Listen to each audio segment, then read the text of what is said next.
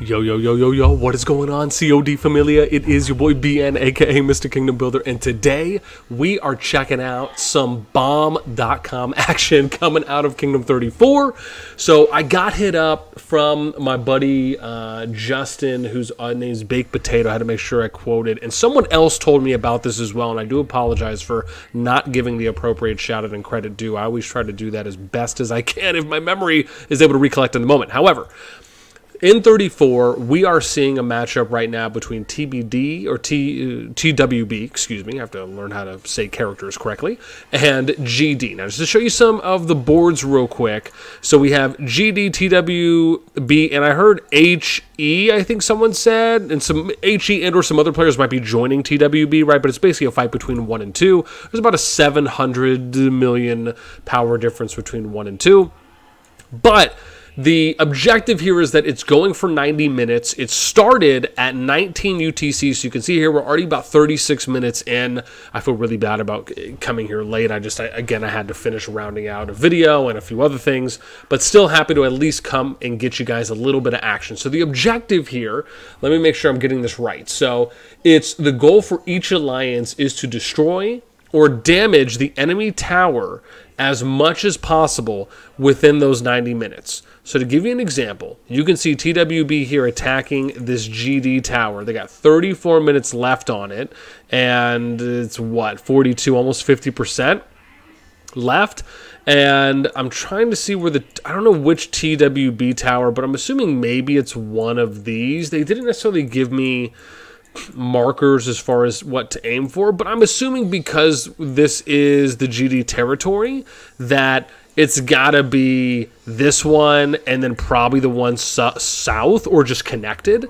And so that's kind of the war game that they're doing here in this kingdom. And again, as you guys know, I love being able to show off as much creative and kind of different, unique PvP that we're able to see, because for me, the way I view it, always will, when it comes to having good, organized PvP within kingdoms, that's always going to give you the highest percentage chances. Never a guarantee, but it's always going to give you the highest odds to elicit as much engagement from the player base / your kingdom's community to actually come out and fight, compared to, like we talk about often, taking that choice away from them and doing something like, oh, we're just going to do a free-for-all, right? Where kind of anyone can be attacked at any point in time. I am always going to be more in favor and believe that doing organized PvP is always going to be better than doing lawless PvP. Specifically, there's always an asterisk here when it comes to your home kingdom, and or if a kingdom is just unified already, right? In most cases, this doesn't really apply to kind of the beginning stages of merged kingdoms or KVK seasons,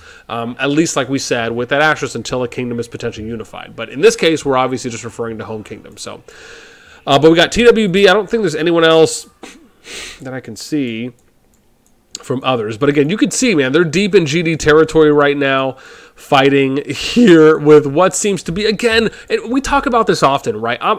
Again, outside of the enjoyment of being able to see some of the creative PvP and kind of war game scenario play here, where they're kind of just going most damage to a flag, which I like, because we also saw from Kingdom 40 that you saw in my previous video, where they were actually using keeps, right? So it's kind of last keep standing. In this case, it's like a last flag standing. So essentially kind of the same, similar type approach to the war game, but just using a different objective. And so, dude, nice time bomb. Shadow Game's going down there. Negative purple's being thrown. Gots to love it. Now, this I'm not really too excited about, just because, as you guys know, I often talk about this, right? I'm not a fan of kind of the herding, if you will. Right? It's always going to be a lot better to kind of spread out your positioning for your legions and kind of doing, like we talk about, right, that crescent moon. So it's basically the slight arc that you're forming, so that way you're not overlapping your units over and over each other, because you can do that in here, or I should say in this game, and because of that, you'll just take a lot more AoE damage unnecessarily than you have to. All right, let's see here what we got. We got some TwB over here. It looks like GD probably trying to get into this keep. Really wouldn't be a bad idea just to kind of get some additional damage that's being put out for a little bit of kind of annoyance and disturbance. So this actually, again, if they were reinforcing this, this actually wouldn't be a bad idea. Especially if they have a few other keeps. Let me see here around some, I don't know if they have any more that's kind of close to where this choke is. But, dude, this is massive. I mean, just constant fighting that is happening right now.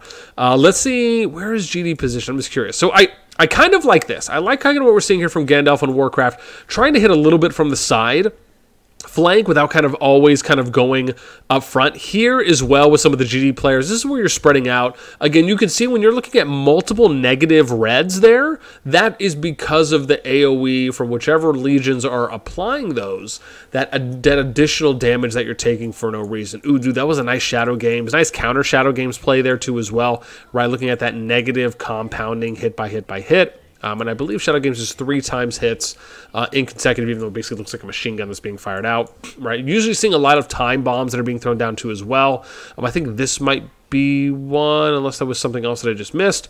And again, time bomb, right? I think it's a 10-second timer at max, right? So that's going to explode. I believe it can hitting up to additional 2 units, so you're getting kind of 3 within that AoE range. Let's see if there's anyone else flanking here on the side. I mean, again, this could be an opportunity. Let's see here. So TwB, I'm just curious. Let's look at the matchup. Oh, I see. Okay. So yeah, it's got to be that. If they're hitting this flag, it's got to be this flag or something, or this one down here.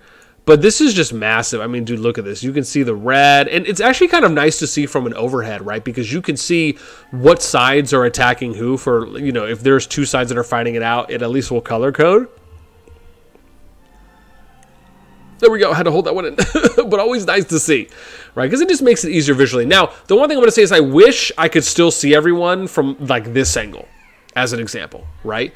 Where I don't always have to zoom in all the way. It would be nice if I could still see the field of play, even if it's simplified and we didn't see all the legions, but you go very similar to Rock where you can do simple graphics, and then it just shows you, like, 1 unit. So, like, something like that. Maybe if it just showed you the 1 unit and the 2 commanders, or even if it, or sorry, 2 legions or heroes, or even if it just showed you the 2 heroes would be fine too as well. Just something that I would love to be able to look a little bit more. I just feel as though, like, this is okay, but if I could zoom 1 or 2 more out, that would be great, so I could actually watch a little bit more of the fighting as far as being able to see more of the perimeter, right? So, because if you think about it, with how big the fight is, there could be stuff happening north of this, northwest of this, right? You can see fighting happening up here, but I can't see the entire fight unless I move. So just some things to consider. Let's see. I think the challenge for me right now with what GD is doing is that they're trickling their units in 1 by 1. And unless you are just phenomenal at micromanaging your units and picking off those overextenders, and you're kind of focus firing them one at a time, really the better play in this case would be to develop or form a staging area and then re-engage once you have enough people. This is what's like. So you have to think about it. They're coming in 1 at a time. And when I say 1 at a time, we're talking small numbers of units to 1, right? Or 1 to a small number of units. And when you think about, they have, what, 10, 15 people here at probably any given time. And they're actually moving up to as well, right? Which is really what you should be doing. This is actually good play here, kind of good heads up from some of these players from TwB. So instead of kind of going in 1 by 1, say, guys, look, we're going to form a staging area here around Cyberhank, right? Let's try and get as many people as we can. This is where you need to be able to practice that before you end up going in to a KVK merge season. And this is really what we're talking about. I'll probably do a video on this as well, where we talk about kind of basic or simplistic strategies and tactics that you want to apply during wartime, especially when there's real-time fighting that is happening, because the importance here is that you don't want to take unnecessary losses, I mean, in reality, for no reason, right? And that's kind of what you're seeing in those situations. And I think let's see if we can find maybe another good example here. Oh, there you go. Had to belt one out. But you got one there from the GD GM1. Good example, just going in there by themselves. Same thing here for Fallout, right? This is one of the challenges too as well, and you got to kind of give credit here to TwB, thank you, sweetie, right, where they're pushing in deep enough in the territory. And what it's doing here, right? This is, and again, I don't know if this was something that they are doing on purpose or it's just happening, but talking about the implications and the advantages that it gives them because they're deep in their enemy territory is that they're cutting off supply lines or reinforcement lines, if you will. So an example of this is because they're deep in the territory, right? They're still attacking this flag going hard. But let's say, for example, people like NASTi or Dollar or Del or 41 Pandas, right? Or Probav, Vendetta, these players. If they try to come out of their city and they're not doing it all, because the only way to really do this efficiently is if they all are online and then they time it all out at the same time. So they're all leaving the city in that moment, or they're moving from one city to another and then they're all coming out at one time. Right, so you kind of have two ways that you can approach it, but if they're not that coordinated and they're just sending their units out in batches of 5 here and there, or one at a time, or however many legions at a time, they're going to meet anywhere from 10 to 15, 10 to 20 players that can immediately start attacking them. So you're seeing where the ratio advantage numbers are playing in TW's favor. So this is something that you have to think about too as well. Again, I love the play here from TWB. Like I said, I don't know how advanced and how deep the thought is here as far as on the level of strategy, but this is a good move, and I do like seeing it. All right, let's see here. TWB. Doesn't look like there's really anyone here from GD fighting that far out. Okay, so a little bit more GD people up here now. I wonder if TWB is... And you can see this is why, if you can form that, you also free up. You have to think about it like this. Like, as far as TWB is pushing up, they're kind of locking out some of the players from GD that are south of them.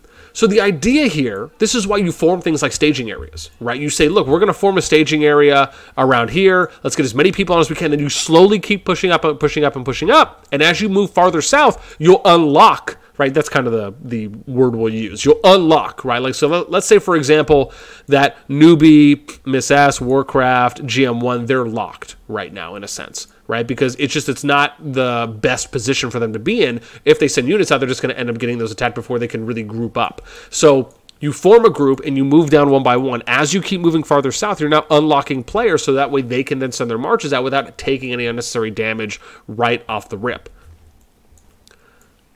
So let's see here what we're going to do. Okay, maybe getting a little bit. Okay. Are they taking Daddy's advice? Let's see what's going to happen here. Okay. So forming a little bit of a squad here. This is where, if there's any other GD players, I would move them over immediately. Let's see here. I need some water. Excuse the afternoon yawns. I got good sleep last night too. Okay, so we got some more GD people that are coming in. A few more here. TWB. Okay, so this is where, right, you're starting to see a little bit of a formation come up. This is where you need to start pushing these people in. Don't allow for TWB just to be hitting these units. These people need to get into the fight. Again, focus on the outliers, right? Again, right here, Necrotics, that's an outlier. Focus on another outlier maybe up here, or maybe whoever the outlier is up here, if that's Folly or whoever it may be, right? And then constantly keep repositioning yourself, right? If you're falling a unit back, have your units attacking while you're falling back. Think of it like if you're watching an action movie, right? Or you're watching some sort of army movie and they're moving through a street, right? But they have to withdraw. You're having one of them that's still basically providing continuous fire while the other one is pushing back. Then once that person gets there, they're providing fire. This one's pushing back. Think of it like that, where it's probably the easiest and most simplistic example I can give. Those are things where, again, having good micromanaging of your troops, whether you are engaging or disengaging, or if you're trying to basically banana peel your frontline units off so that way you can create more favorable matchups. These are, again, kind of more advanced tactics when we're talking about on field, but for the most part, again, you're seeing kind of a similar thing here where you're still seeing a little bit more bunching. Same thing here, right? A little bit more bunching. And this is the thing. It's very challenging, and I get this, because in Kingdom Builders, most of us are probably just used to like double-clicking and just selecting all of our units, right? And then just moving all of those units in a row. It's probably very uncommon to have to click on a unit, click, move, click, move, click, move, right? You're not really thinking about moving the units individually. At least we should say the average player is not. You are most likely going to move all 5, let's just say up to 5 of your units, depending on how many you have on the field, at once in the same direction without really trying to kind of individually position or individually micro your units one by one. That was good stuff. That's good stuff. All right. I'm going to be honest, man. I really like TwB's resilience here as far as, and I will say this, I will be curious to see kind of who's running. I'm going to be curious if they're in voice, or do they have someone who's kind of shot calling for them, regardless if it's someone who's on the field or not, right? If they just kind of have someone who's doing that. I mean, again, they have kind of multiple squads that you can see, or at least a few people here and there with squads. And, oh, there you see an MA, or I guess tagless. Oh, never mind, I guess that was someone else. But, oh, never mind, I guess it was tagless. But, again, man, dude, they're wrecking right now. Excuse me, that's the third time. I'm sure someone's eventually going to develop a yawn counter highlight for me because it happens too often. But I appreciate, though, that people who watch the content know that it's just something that happens from having kids and sometimes just not always getting the best sleep, but still wanting to give you guys the best stuff that we can. So shout out to the fam there. All right. And again, right, this is a good example. Like, look at this. Look how far deep TwB is, right? The flag's here. They kind of have a force here that's defending. And then they have kind of this offensive force that... Oh, it's just the dog. An offensive force that is pushing out and not really giving them room to breathe. This, to me, is what I consider to be a little bit more high quality of play here. And I'm actually really enjoying watching this from TwB. I mean, they're kind of, in a sense, putting on a lightweight clinic here on if you're going to advance into an enemy territory, you move as a group and you do it with numbers, right? That's how you do it. And again, I really love seeing this from TwB. This is actually really nice and refreshing. Now, again, I don't know what the force or the size is here from GD, right? How many players do they really have online at the time? How many are engaged in the fight? Also, because I didn't see the beginning of it, right? So, were the numbers equal in the beginning? Someone else would have to let me know. I'm just not sure because, of course, we're just catching it a little bit late. So there are some X factor or just unknown answers that I just don't have at the moment. But when it comes to what GD could have been doing by the time I started filming and or before or even after, right, those were still options that they could do. But just, didn't end up seeing it happen this time. So, but TwB, man, making some play arenas. All right. Obviously, because of my single one takes that I love doing, which is basically just a streaming type format in video format. I don't know if that's the right one to use. You might hear some extra stuff here and there, but again, I always try to at least put it off from mic if we can. All right, let's see some marches. What are we running Legion-wise? So we got Kanara Nico, we got Nico Kanara, Lilia Veln. Was that Atheist Thea, Veln Waldir, Veln, that's Veln Waldir, looks like Lilia. Oh, a little interesting thing too here, you can see who the primary is by looking at the hero who's a little bit in front of the other one, right? So this is Lilia Waldir, this one is Nico Kanara, you can see Nico's just a little bit farther in front, even just going off the shadow. That's pretty cool. Didn't actually know, so this would be Lilia Waldir, this would be what, Waldir... whoever that is. Oh, no, that's the other one I clicked on. This would be Kanara Nico. Yeah, wow, interesting. Cool. Little tidbit there. So what's this? Chaksha Eliana? Or is that Ordo? I think that might be Ordo, if I remember correctly. So TwB backing off right now, just going for the pure defense, giving up a little bit. I mean, again, got 16 minutes left. 16 and a half there on that flag. But again, man, dude, no one would fault them if they just wanted to YOLO and just hang out here. So, yeah, we'll have to see, man. I mean, GD is forming a little bit of a force here, right? This could potentially be some momentum. Maybe TwB backed off on purpose, and they're just going to kind of reform, let GD reform, and let them re-engage. I mean, you could do that as well, and it's kind of, I mean, if you have the numbers and you're confident in your organization. The thing I would really like to see here, this is what I talk about with the overlapping, I would love just to see them form a line. Right, form a line or form an arc, especially if you know that this is a choke point, even though it's wide, but from this rock to here, unless people are going to like go really far and wide around, you have that opportunity to, again, kind of form that crescent arc and just wait for them to come in. That's the only difference really on this one, is something I would just like to see a little bit more instead of just kind of what we typically see happening, which is just kind of this murder ball herding kind of hive mindset. So, or bunching or bulking, if you will, it's just very rock-esque, right? And you know, my hope when I kind of go through and I explain these things, and I cover a lot of PvP, is that, you know, hopefully people will start, hopefully alliances eventually, and I'm sure we'll get there in due time, is that COD is not rock, right? The opportunity and the potential, the ceiling, if you will, that is here in Call of Dragons is so much higher, in my opinion, strategically and tactically, than what you're able to get currently in rock. And I just think the standard that COD has set is a lot higher than any other kingdom builder on the market for the competitive side of PvP. Now, that doesn't mean that it's that there's not room for improvement. There is room for improvement. Trust me when I say they can make it better. They can go higher than they've ever gone. One example, and I often talk about this, and I'll probably eventually do a deep dive video on it, is if they just removed counterattack damage. I believe that if they removed counterattack damage and they made it so that way, again, think of it like a traditional RTS, right? If they made it where you have to click on your unit to actually attack someone, and if you're getting attacked by that person in a one-on-one, you're not attacking them. You're just taking all that damage for free. The only way you would be defending is if you clicked on your unit, is if the defender came online, clicked on his unit, and started attacking the person who's attacking him. That's the only way you would be doing damage. To me, that would take COD to, that would bring in what I would consider to be true skill. And that would take COD to a space that is basically godlike when it comes to the then ceiling of strategic and tactical potential that we could be seeing. Because now you're really starting to get a lot closer to a traditional RTS game.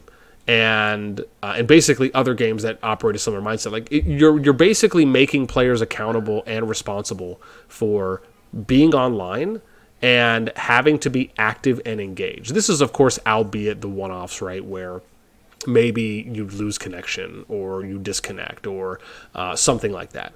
But you force players to have to be online, have to be active, and have to be engaged where they're really more in the fight. I think that would not only make it more enjoyable, because now players, because then you also think like this, if you do that, now your game becomes a million times really free-to-play friendly. Because think about it, you could have a group of free-to-play players that is just going around and killing a bunch of T5 legions that are just hanging out there in the open field, and those people aren't online. And sure, it might take a little bit longer than usual if you want to kill them, depending on how many players you have, but you're basically killing them for free.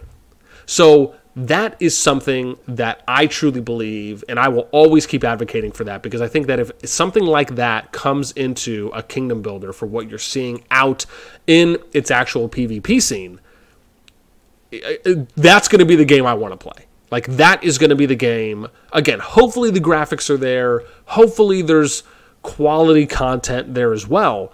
But if a game came out with that, that to me is what's going to take this genre to the next level, right? Is now you're really starting to get into like you're basically taking the handicap away, because that's really what it is when you think about it, right? Where you're going out and like all those white lines that you see, right, from them attacking, that's basically the counterattack damage that is being done, right? Anytime you see that in any of the fights. And so my thing is just remove that, right, completely. And you just give, and for some people that might be wondering, well, boss, what do you do with infantry? Well, okay, you compensate infantry by giving them maybe more CC artifacts that they can use. You maybe come out with some more infantry units that maybe are a little bit more tankier or have some certain tank skills. You also use infantry in a creative way. I think the fact is you have, maybe you give infantry a little bit more speed. On the talent trees. There are certain things that you can do where you're not game breaking it, but you're compensating a bit, because you also have to think that you have to have good positioning, you have to have good tactical awareness, right? The game isn't just going to give you wins, right? You have to apply a level of strategy where it's not just going to be kind of a slam dunk for you on automatic. But man, dude, TwB going in once again, dude, once again. That was a nice little skirmish, though, that we ended up seeing. And, I mean, again, you can see a lot of the legions, you know, that they're running, especially with some of the off-tanks. I mean, again, kind of Madeline, Garwood has kind of been the pure tank feel. Nika Madeline has really been kind of the off-tank. Garwood Nika or Nika Garwood, that's another one that we've seen here and there, right? But for the most part, if you're not running kind of, you know, again, if you're running like, I'm trying to think right now, if you're free to play, it's basically, you know, Garwood, Eliana, Garwood, Alistair, if you want to get some tank in there too as well, for Garwood. If you're running Nika Garwood or Garwood Nika, that's another option, right, that we've been seeing free to play. Typically, if you're kind of pay to win or you're spending, you're usually going to be seeing Madeline Garwood or Nika Madeline as an example for an off tank, right? So if you want more pure tanks, so you're more sustained, kind of heavy defense, or if you want a little bit of that off tank, more damage DPS in there, then you're typically going to run something like that. And this is interesting, too. I've been seeing a little bit more of this, where we've been seeing Emrys Hosk being ran for Cav, or even Bakshi Hosk. I've actually been seeing that a little bit more in that type of an off-Cav attack that you've been seeing to get that 40% additional attack damage from Hosk's third skill. So that's been something. And even, again, on the field, you'll sometimes see kind of a Nico Hosk or a Kanara Hosk, right, if you're running kind of marksman DPS. A prime example, there you go, Kanara Hosk, one right there. Right, didn't take long.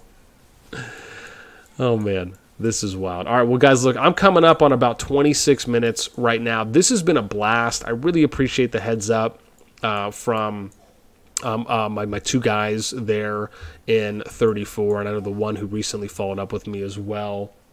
Big potato, so I do appreciate it.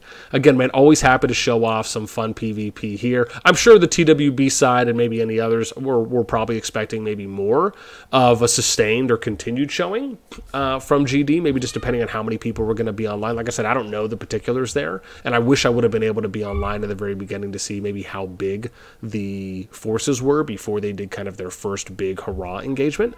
But man, this has been absolutely incredible to watch, and so we definitely can't wait to get you guys some more. Hopefully you were able to pay attention and look for one of those legions that are being ran, along with some of the artifacts that are being utilized as well. There you go. Quality another time bomb being thrown down there. But man, listen, as you guys know, I love watching PvP in COD. It's always enjoying for me. Not only being able to talk about kind of what the meta is for what you're seeing with a lot of matchups and why certain comps are being ran, being able to speak and talk to artifacts and those being ran and kind of what those effects are. And that's something that I really try to focus on, is kind of being more of a student of the game and studying and researching those. And as much as I can on a daily basis, I try to go through the hero skills and even the artifacts as well, so I can be at least a little bit, and I have some work to do, but hopefully where I can be more privy to speaking to those in the moment when they do happen, and more of the specifics and details that those include. Alrighty, that's going to be it for me, man. I hope you guys enjoyed, as always. I know I definitely did. Would love to hear what you think in the comments down below. Do you like this type of war game variant? Do you thought it was a little creative here from 34? And again, do you have any ideas, or how do you guys, if you're in a kingdom and you guys have done your own type of war game variant, I'd love to hear what works, or maybe what didn't work, or what you learned. Let me know in the comments down below. As always, that's going to do it for me. Until next time, I will catch you later.